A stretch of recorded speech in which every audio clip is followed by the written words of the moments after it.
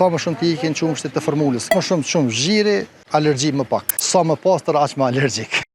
Shënjestër.net. Konsulta me profesionist, mjekun e alergjisë, është e pa alternativë.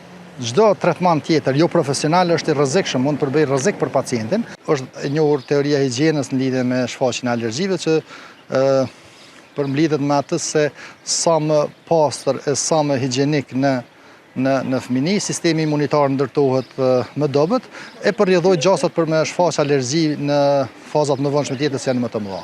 Gjasat kur djeri prind është alergjik, pra që të ketë edhe fëmija i tij alergji janë dikon 30 deri në 50%, ndërkaq nëse edhe prindi tjetër është alergjik, atëherë gjasat janë më të mëdha. Sa më shumë të ikin qumshtit të formulës, kjo ka ndikim shumë të madh në shfaqjen e mëvonshme të alergjive dhe në rrjedhën e tyre.